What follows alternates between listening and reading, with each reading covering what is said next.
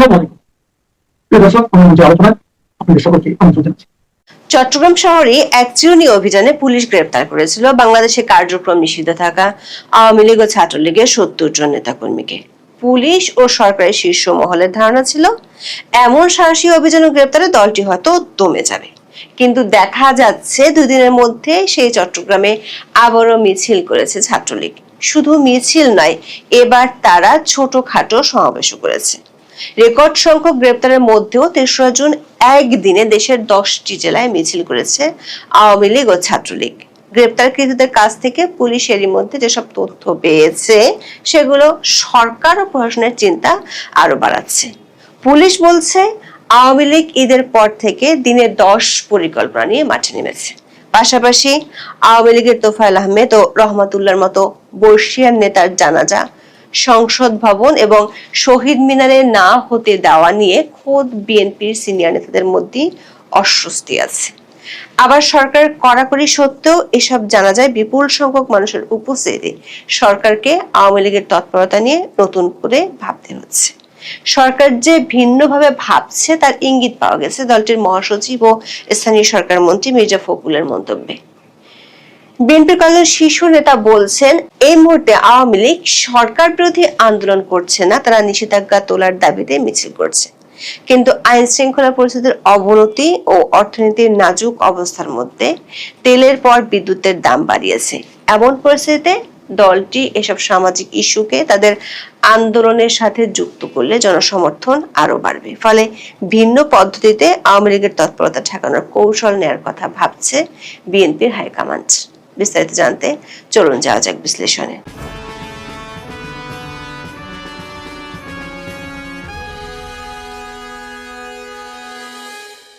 গত 1 জুন সোমবার সকালে বাংলাদেশের বন্দরনগরী চট্টগ্রাম নগরের জিএসসি মোড় এলাকায় বড় ধরনের মিছিল করেছিল নিষিদ্ধ ঘোষিত সংগঠন ছাত্রলীগ। মিছিলের ভিডিও সামাজিক মাধ্যমে ভাইরাল হওয়ার পর সংবাদ মাধ্যমগুলোতে ফলাও করে খবর প্রচারিত হয়েছিল। একই দিন দেশের আরো কয়েক জেলায়ও সরকার নির্বাহী আদেশে কার্যক্রম নিষিদ্ধ থাকা আওয়ামী লীগ এবং এর অঙ্গ সংগঠনগুলো মিছিল করেছিল। একই দিন ঢাকায় ধানমন্ডিতে আওয়ামী লীগের বর্ষিয়ান নেতা, মুক্তিযুদ্ধের সংগঠক এবং 9 বারের সংসদ সদস্য তোফায়েল আহমেদের জানাজায় জয় বাংলা স্লোগানের শোডাউন হয়। এসব খবর ভাইরাল হওয়ার পর পুলিশের উপর চাপ বাড়ে। চট্টগ্রাম নগরে কয়েকটি থানা পুলিশ সোমবার রাতে ব্যাপক অভিযান চালিয়ে 70 জনকে গ্রেপ্তার করে। 2 জুন সন্ধ্যায় সিএমপি জনসংযোগ শাখা থেকে পাঠানো এক বিজ্ঞপ্তিতে তথ্য জানানো হয়। চট্টগ্রাম মহানগর পুলিশের ধারণা ছিল এত বড় অভিযানের পর হয়তো সংগঠনটির তৎপরতা আপাতত থেমে যাবে, কিন্তু 3রা জুন চট্টগ্রাম নগরে আবারও মিছিল করেছেন ছাত্রলীগের নেতাকর্মীরা। মিছিলের 2টি ভিডিও সামাজিক যোগাযোগ মাধ্যমে ছড়িয়ে পড়েছে। এতে দেখা যায় নগরের অরণ্য আবাসিক এলাকায় একটি বেসরকারি হাসপাতালের সামনে মিছিল করছেন তারা। প্রথম আলোর খবরে বলা হয়েছে বুধবার সকালে মিছিলটি হয়েছে। ছড়িয়ে পড়া ভিডিওতে দেখা যায় মিছিলটি অক্সিজেন হাটহাজারী সড়কের পোয়াইশ অংশ থেকে অনন্য আবাসিক এলাকার দিকে আসছে। এক পর্যায়ে সড়কের পাশে অবস্থিত একটি বেসরকারি হাসপাতালের সামনে জড়ো হন ছাত্রলীগের নেতাকর্মীরা। এরপর সেখানে স্লোগান দিতে থাকেন। মিছিলের নেতৃত্ব দেন নিষিদ্ধ ছাত্রলীগের চট্টগ্রাম উত্তর জেলা শাখার এক সহসভাপতি। অনা আবাসিক এলাকাটি নগরের বাজিদ বোস্তামি, চান্দগাঁও এবং জেলার হাটহাজারী মডেল থানার আওতাধীন। যে স্থানে মিছিল হয়েছে সেটি হাটহাজারী থানা এলাকায় পড়ছে। অথচ 1 জুন রাতে হাটহাজারী ও বাজিদ বোস্তামি থানা পুলিশ বেশ কয়েকজনকে গ্রেপ্তার করেছিল। এক বাজিদ থানায় গ্রেপ্তার করেছিল 12 জনকে। চট্টগ্রামের আঞ্চলিক দৈনিকগুলোতে খবরের শিরোনাম হচ্ছে হুলিয়া গ্রেপ্তারেও থামছে না নিষিদ্ধ ছাত্রলীগ। চট্টগ্রামের আঞ্চলিক দৈনিকগুলোর খবরে বলা হয়েছে মামলার হুলিয়া, গ্রেপ্তার, কারাবাসের সংখ্যা কোনো কিছুতেই থামছে না নিষিদ্ধ ঘোষিত ছাত্রলীগ। সময় যত এগোচ্ছে ততই রাজপথে নিজের অবস্থান জানান দিচ্ছে সংগঠনটি। হাতে গোনা নেতাকর্মীর ঝটিকা মিছিল ধীরে ধীরে শত শত নেতাকর্মীর মিছিলের রূপ নিচ্ছে। ঈদুল আজহার পর থেকে সংগঠনটি আরো তৎপর হয়ে উঠেছে। ছাত্রলীগের এমন তৎপরতায় আইন শৃঙ্খলা বাহিনীও চাপে রয়েছে বলা যায়। পুলিশ কর্মকর্তারা বলছেন ঈদের আগে যেসব মিছিল হতো সেগুলো যেসব এলাকায় পুলিশ থাকে না সেখানে হতো, কিন্তু এখন দেখা যাচ্ছে পুলিশের নাকের ডগায় মিছিলগুলো হচ্ছে। পুলিশ সদর দপ্তরের এক ঊর্ধ্বতন কর্মকর্তা উদাহরণ হিসেবে বলছেন, ৩রা জুন বুধবার সকালে পটুয়াখালীর বাউফলে ছাত্রলীগের উদ্যোগে একটি ঝটিকা মিছিল অনুষ্ঠিত হয়েছে। মিছিলটি শুরু হয় থানা থেকে মাত্র ৫০০ মিটার দূরত্বে। জানা গেছে, মিছিলটি শহরের রিক্সা স্ট্যান্ড এলাকা থেকে শুরু হয়ে বিভিন্ন সড়ক প্রদক্ষিণ করে বাংলাবাজার এলাকায় গিয়ে শেষ হয়। মিছিলের ব্যানারে লেখা ছিল, বাংলাদেশের গণতন্ত্রের পুনঃপ্রতিষ্ঠা এবং আওয়ামী লীগ এবং ছাত্রলীগের উপর অবৈধ নিষেধাজ্ঞা প্রত্যাহার এবং বীর মুক্তিযোদ্ধা আসমা ফিরোজ এমপি সহ সব রাজনৈতিক বন্দীদের নিঃশর্ত মুক্তি চাই দিতে হবে। মিছিলটি থানার পাশ দিয়ে যাওয়ার সময় জয় বাংলা, জয় বঙ্গবন্ধু, শেখ হাসিনা আসবে, বাংলাদেশ আসবে স্লোগান দেওয়া হয়। পুলিশ সদর দপ্তর সূত্রে জানা গেছে, ৩রা জুন রাজশাহী, ঢাকার মতিঝিল, গোপালগঞ্জ, হবিগঞ্জ, খাগড়াছড়ি, সিলেট এবং কিশোরগঞ্জেও ছাত্রলীগ, আওয়ামী লীগ এবং স্বেচ্ছাসেবক লীগের মিছিল হয়েছে। গত কয়েকদিনে গ্রেপ্তার হওয়া বেশ কয়েকজনকে পুলিশ জিজ্ঞাসাবাদ করেছে। পুলিশ বলছে, মিছিলগুলো হচ্ছে এক ধরনের ফ্ল্যাশ মব বা চকিত রাজনৈতিক মহড়ার মতো, কিন্তু এগুলোর সংখ্যা যেমন বাড়ছে তেমনি মিছিলকারীরা আশপাশের মানুষের সমর্থনও পাচ্ছেন। যেমন বাউফলে মিছিলের সময় স্থানীয় লোকজনকে হাততালি দিতেও দেখা গেছে। পুলিশ জানতে পেরেছে, আওয়ামী লীগের অঙ্গ সংগঠনগুলো দিনে ১০ নামে একটি পরিকল্পনা অনুযায়ী কাজ করছে। এর অর্থ হলো, আওয়ামী লীগের অঙ্গ সংগঠনগুলো প্রতিদিন কমপক্ষে বাংলাদেশের 10টি জেলায় মিছিল করার পরিকল্পনা নিয়ে মাঠে নেমেছে। পুলিশের বর্তমানে যে অবস্থা, তাতে এভাবে বিনা ঘোষণায় মিছিল ঠেকানো পুলিশের পক্ষে সম্ভব নয় বলে মনে করেন পুলিশের ঊর্ধ্বতন কর্মকর্তারা। এদিকে বিএনপির একাধিক সূত্র বলছে, পুলিশ দিয়ে যে এভাবে আওয়ামী লীগ ছাত্রলীগের মিছিল ঠেকানো যাবে না সেটি বিএনপিও জানে, কারণ বিএনপি আওয়ামী লীগের জনভিত্তি আছে। সবশেষ আওয়ামী লীগের 2জন নেতার জানা যায় লোক সমাগম দেখে বিষয়টি নিয়ে বিএনপির অভ্যন্তরে আলোচনা হয়েছে একাধিকবার। আওয়ামী লীগ নেতা ও মুক্তিযুদ্ধের সংগঠক তোফায়েল আহমেদ এবং আওয়ামী লীগের উপদেষ্টা মণ্ডলীর সদস্য, সাবেক প্রতিমন্ত্রী, ঢাকা 5 আসনের সংসদ সদস্য একেএম রহমতুল্লাহ জানা যায়, দলীয় কর্মী সহ যেভাবে সর্বস্তরের মানুষের ঢল নেমেছে তাতে বিএনপি ও সরকারের অনেকের মনে প্রশ্ন দেখা দিয়েছে, আওয়ামী লীগ তার ফেরানো জনপ্রিয়তা পুরো দমে ফিরে পেয়েছে কিনা। এই 2 বর্ষীয় সংসদ সদস্যের জানাজা সংসদ ভবনে হতে না দেয়া নিয়ে বিএনপির সিনিয়র নেতাদের মধ্যে ব্যাপক অসন্তোষ আছে।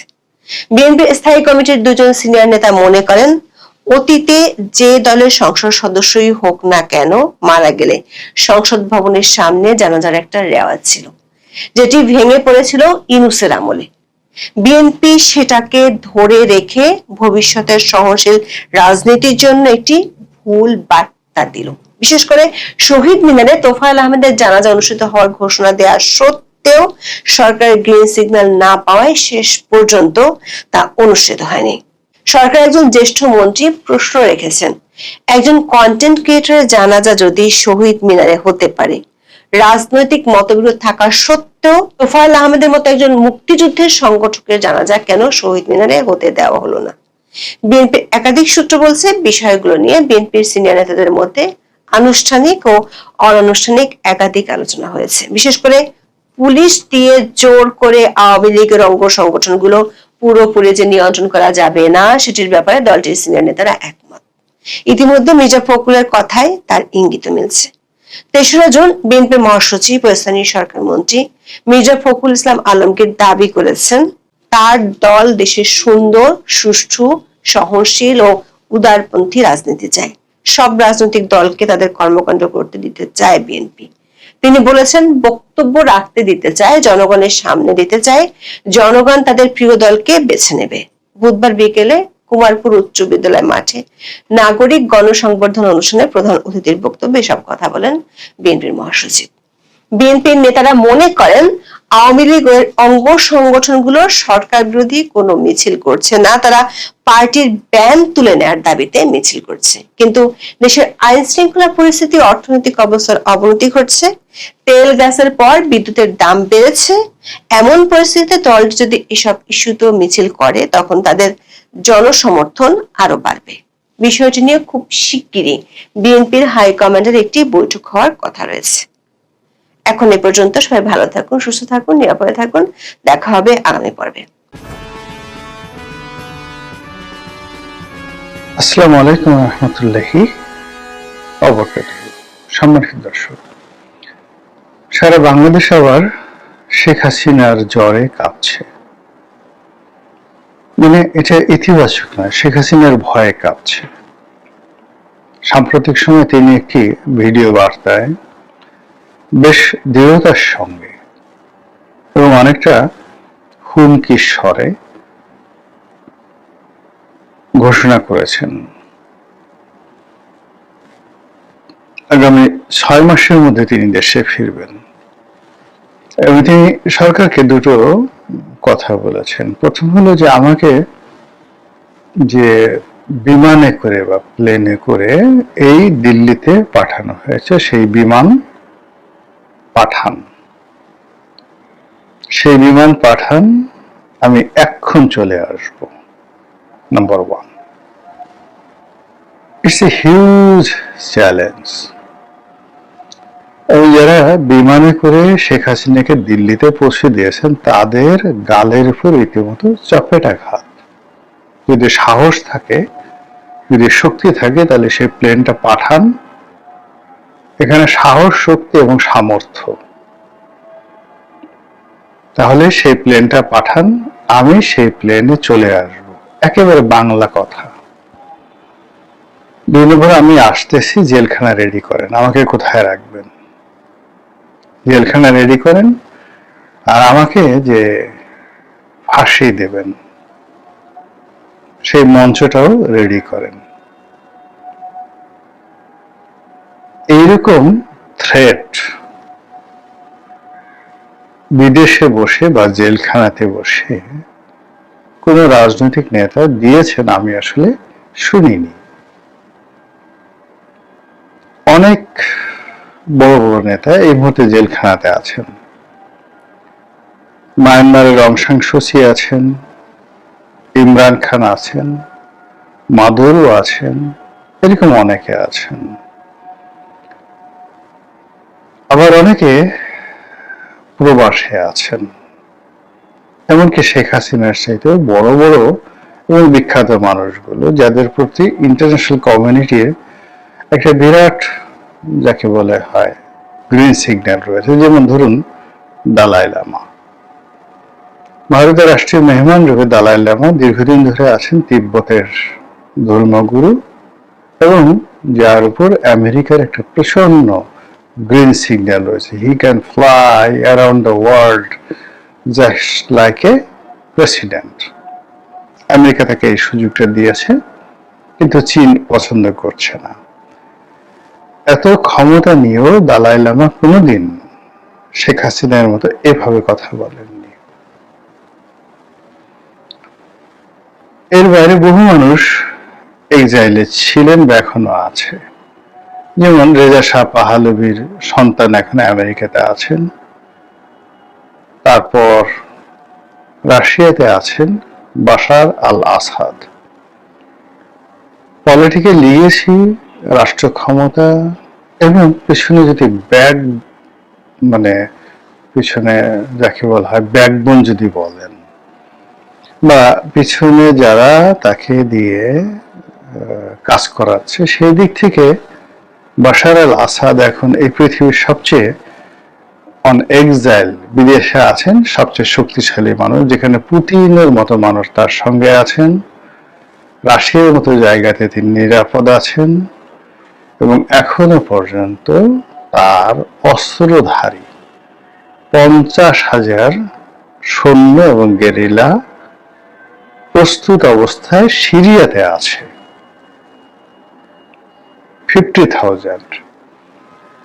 এবং এদের সাপ্লাই অ্যান্ড চেইন, মানে এদের আর্মস এবং রসদ দেওয়ার জন্য রাশিয়া, তুরস্ক সবাই 2 পায়ে দাঁড়িয়ে আছে, 10 পায়ে দাঁড়িয়ে আছে। আরব বিশ্বের একটা বিরাট অংশ, বিশেষ করে ইরান, পরিপূর্ণভাবে 100% লজিস্টিক সাপোর্ট দিয়ে এই 50,000 অস্ত্রধারী যারা বাশার আল আসাদের সেনাবাহিনীতে ছিলেন এবং তাদের একটা বিরাট অংশ এখন গেরিলা হয়ে আছে। এরপরেও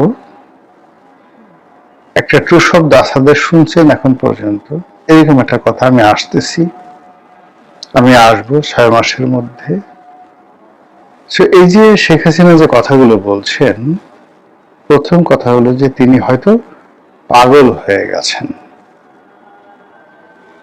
অথবা তিনি বুঝতে পেরেছেন যে বাংলাদেশের মাটি তাকে ডাকছে, তিনি বাংলাদেশের জন্য অপরিহার্য, তার প্রতিপক্ষ দুর্বল হয়ে পড়েছে, কাজেই এখন একটু ধাক্কা দিলে হয়ে যাবে, এরকম তার একটা ধারণা হতে পারে। এবং তিনি এক্ষেত্রে একটা জিনিস আপনাদেরকে বলি, বাংলাদেশের যে কয়েকজন রাজনীতিবিদকে আমি দেখেছি, ধরুন এরশাদ সাহেবকে দেখেছি, মধুত আহমেদকে দেখেছি, তারপর মিজানুর রহমান চৌধুরী সাহেবকে দেখেছি, বেগম জিয়া, সালাউদ্দিন কাদের চৌধুরী, মানে অন্ততপক্ষে আমি ইনক্লুডিং মতিয়া চৌধুরী সহ 150 থেকে 200 যাদের প্রথম পরিচয় ছিল তারা লেখাপড়া করতেন, প্রচুর বই পড়তেন এবং লিখতেন। সেই দিক থেকে শেখ হাসিনা একমাত্র সরকার প্রধান যিনি এই যাদের নাম বললাম তার সমসাময়িক সবার চাইতে বেশি পড়াশোনা করেছেন, মানে তার এডুকেশন কোয়ালিফিকেশন, ভালো ছাত্রত্ব, এগুলো ডাজ নট ম্যাটার, কিন্তু একটা বিষয় জানার জন্য, বোঝার জন্য যে মেহনত করা দরকার, পড়াশোনা করা দরকার, সেটা এই যে তার সমসাময়িক কোন নেতা বলতে পারবে না। শেখ হাসিনার সাথে বেশি লেখাপড়া করেছেন, মানে বই পড়েছেন। এবং অবাক করার ব্যাপার হলো এগুলো আবার পড়ে তিনি ডায়েরি মেনটেন করতেন এবং এই বিষয়গুলো নিয়ে আলাপ আলোচনা করতেন অনেকের সঙ্গে। এর মধ্যে গল্প আছে, উপন্যাস আছে, সিনেমা আছে, রাজনীতির বই আছে, সংবিধান আছে, পার্লামেন্টারি প্রসিডিংস আছে, এরকম নানা জিনিস তিনি পড়তেন। ইতিহাসের ছাত্র হিসেবে পড়তেন এবং এই কারণে যারা লেখাপড়া করে, বুদ্ধিমান, তিনি তাদেরকে চিনেন এবং চিনতে পারেন। এটা কেবলমাত্র বাংলায় নয়, কলকাতায় যারা এরকম আছে, দিল্লিতে যারা আছে, এদের একটা বিরাট চ্যানেল শেখ হাসিনার মধ্যে একটা সে নিউক্লিয়াসের মতো গড়ে তুলেছে। তার বন্ধু, ঘনিষ্ঠ বন্ধু, তার ক্লাসমেট কবি এই যে নির্মলেন্দু গুণ, বেবি মওদুদ, সাংবাদিক বেবি মওদুদ তার ঘনিষ্ঠ বন্ধু, এরকম অসংখ্য, মানে পেশায় প্রফেশনে আছেন অসংখ্য মানুষ তার ক্লাসমেট বন্ধু। এমনকি এই যে প্রথম আলোর মতিউর রহমান, মাহফুজ জানাম, এরাও কিন্তু তার ব্যক্তিগত বন্ধু। সম্পর্ক হয়তো ভালো না, কিন্তু তারা সমপর্যায়ের এবং একটা সময় তাদের মধ্যে খুব ভালো বন্ধুত্ব ছিল।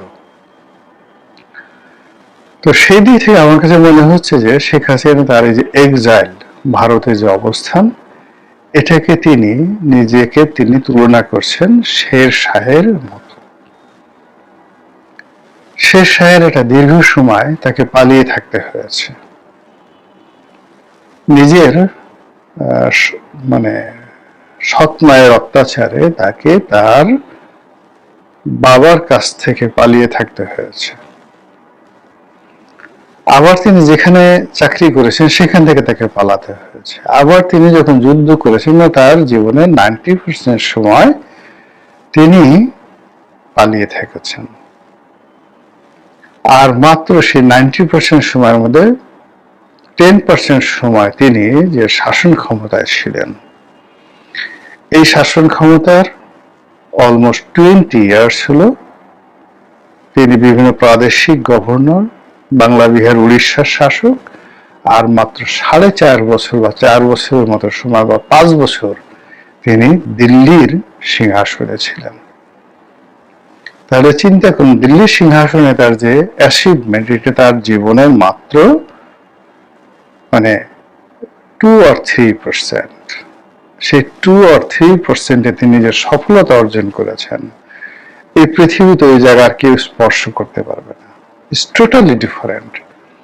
তার সাথে অনেক বড় শাসক আছেন, ব্যতিক্রম, কিন্তু শেরশাহ যা করে গেছেন সেটা আর কেউ করতে পারেন নাই। আমি নিশ্চিত শেখ হাসিনা বসে বসে এই শেরশাহের গেরিলা যুদ্ধ এবং এই শেরশাহ কিভাবে আফজাল খা, হুমায়ুন এদের জীবন তছনছ করে দিয়েছিল, কি কৌশলে, সেই কৌশলটা তিনি আগেও পড়েছেন এবং এখন আবার বারবার তিনি সেটা পড়ছেন, এবং সেটা পড়ে তিনি বাংলাদেশে ফিরে আসার, 6 মাসের মধ্যে ফিরে আসার যে হুমকি দিচ্ছেন, এই হুমকিতে বাংলাদেশের যথেষ্ট আতঙ্কের তৈরি হয়েছে, ভয় তৈরি হয়েছে। এখন বক্তব্য হলো যে আমরা তো তাকে তাড়িয়ে দিয়েছি বা সে পালিয়ে গেছে, তাকে এত ভয় পাবো কেন? তার তো ফিরে আসার কি সম্ভাবনা আছে? আপাত দৃষ্টিতে আওয়ামী লীগের সব লোক পালিয়ে আছে, তারা পরাজিত হয়েছে, অবদমিত হয়েছে, এখনো ভয় পাবো কেন? এই ব্যাপারে ছোট্ট দুটো কাহিনী বলে আপনাদেরকে জাস্ট আজকের এই ভিডিওটা শেষ করব। ভয় এমন একটা ব্যাপার যে আপনি একবার যদি কাউকে ভয় পান, সেই লোকটা মরে গেল, তার লাশ দেখলে আপনার ভয় লাগবে, এবং তার কবরের কাছে যেতেও, আপনি যদি কাউকে খুব বেশি ভয় পেতেন, তার কবরের কাছে যেতেও আপনার হাত পা থরথর করে কাঁপবে। পৃথিবীর অন্যতম একজন শ্রেষ্ঠ শাসক ছিলেন তৈমুর লং। তিনি মরে গেছেন। মরে যাওয়ার পর তিনি লিখে গেছেন তার কবরের গায়ে, আমার এই কবরের ধারে কাছে কেউ আসবে না, এই কবর খোঁড়ার কেউ চেষ্টা করবে না।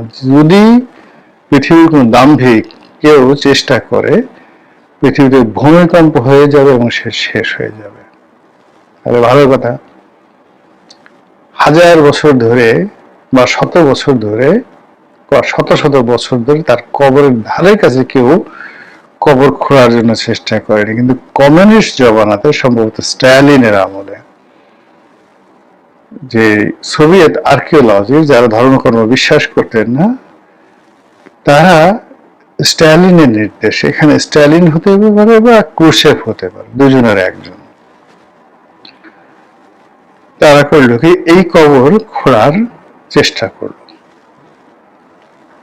তো কবর যখন তারা খোঁড়ার চেষ্টা করলো, সঙ্গে সঙ্গে পুরো সোভিয়েত ইউনিয়নে মারাত্মক ভূমিকম্প তৈরি হলো। এটা অলৌকিক হতে পারে, এটা কাকতালীয় হতে পারে, কিন্তু পুরো প্রশাসন তছনছ হয়ে গেল এবং কবর খোঁড়া বন্ধ।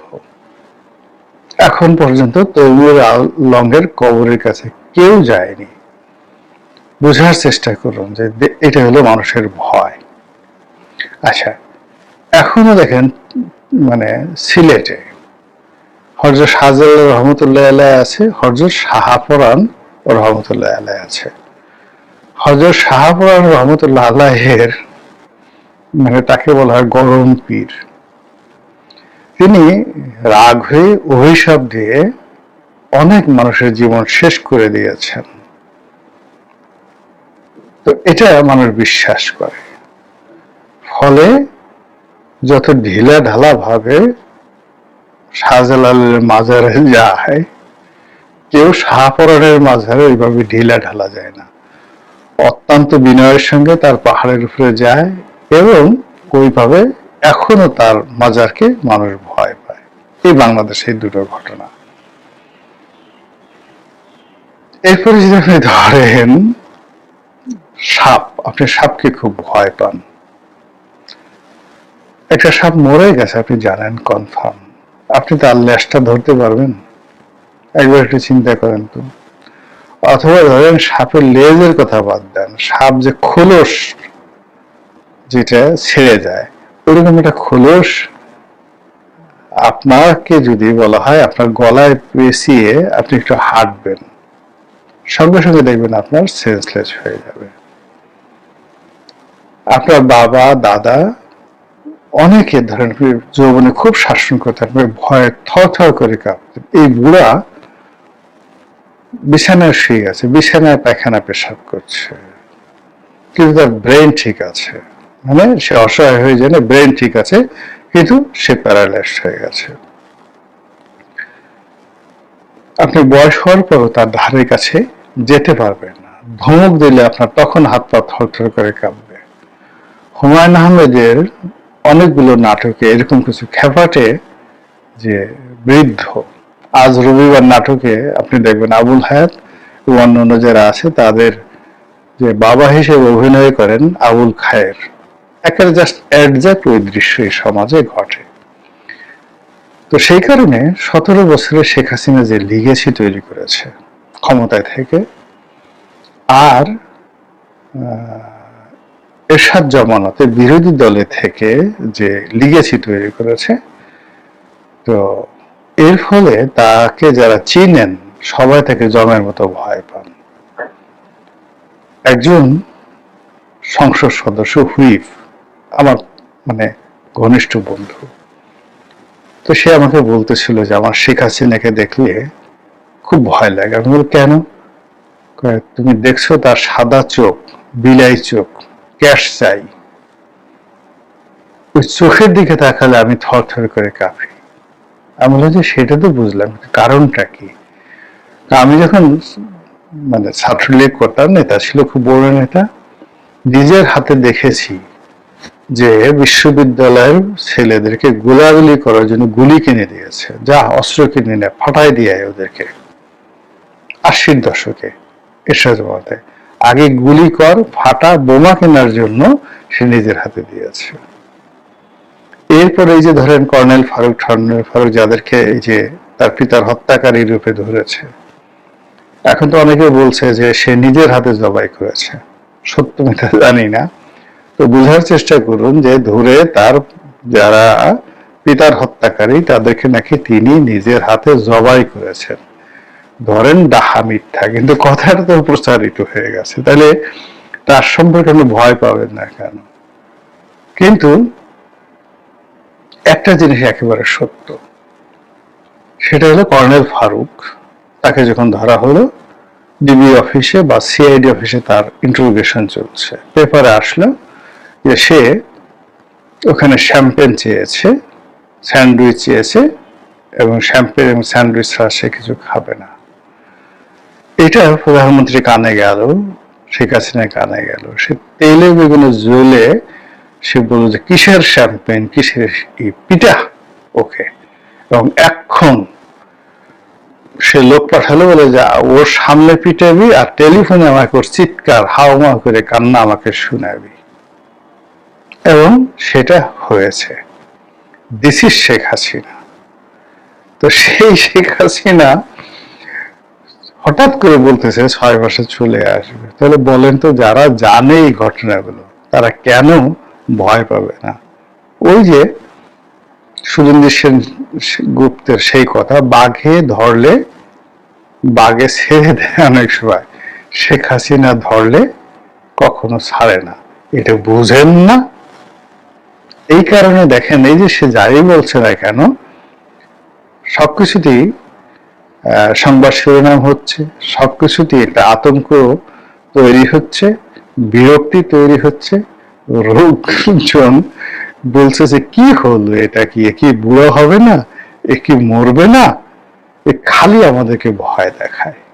মহান আল্লাহ আমাদের সবাইকে হেদায়েত দান করুন, হেফাজত করুন। আসসালামু আলাইকুম ওয়া রাহমাতুল্লাহি ওয়া বারাকাতুহু।